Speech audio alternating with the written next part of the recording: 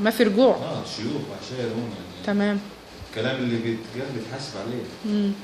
وان خلاص ان الخبر هينزل ان شاء الله يوم الاحد. طيب قول لنا بقى الدور، يعني انت لما حصل الموقف ده استعنت بمين؟ استغثت بمين؟ هل باصحابك القريبين ولا بالجهات المسؤوله عنك كمثلا سفاره كقنصليه؟ يعني اللي جنب المبادره، عشان انت لما برضو يعني لما بتقدم الخبره دي او بتقول ده، معلش عفوا احنا بنقول ممكن اي مصري في اي بلد مش شرط في الاردن يحصل اي موقف فيبقى عارف الصح ايه والطريق اللي يمشي فيه. من جاب معايا يعني بعد الحادثه دي اللي حصلت اصحاب المحل. مصريين برضو ولا الاردنيين؟ الاردنيين اصحاب المحل كانوا مستائين جدا من الحادثه. كان لهم دور صحيح، عملوا حاجه، عملوا بلاغ، عملوا حاجه، لان انت ضمن العماله اللي موجوده عندهم.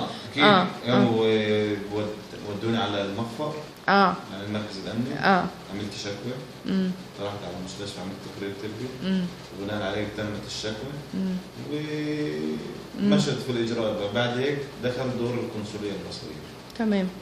تولت هي كانت بتسعى لاخذ حقك او انه انت يترد لك حقك. الدكتور عاطف اللي هو المحامي المسؤول ومشى في الاجراءات يعني. تمام. انت تحب توجه اي كلمه لاي حد سواء من الشعب الاردني او شعبك المصري واهلك؟ احب اقول لهم للشعب الاردني والشعب المصري ان هاي قضيه فرديه ما بتنم عن الشعب الاردني. الشعب الاردني شعب كريم، شعب مضياف، وشعب رائع. فيعني لا، هاي فرديه يعني اللي حصل ده يعني شيء مش مذكور، يعني عدى مرار الكرام زي ما بيحكوا.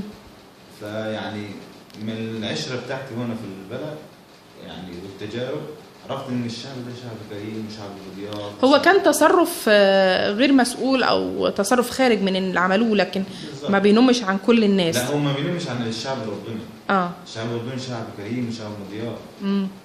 لو انه مش شعب كريم وشعب مضياف، الحادث اللي حصل هذا القضيه لو اول ما صارت ما كانش حصلت البلبله دي والناس كلها تعاطفت معايا والناس كلها جت. خاصه احنا عرفنا انه ما فيش سبب منطقي. انت راجل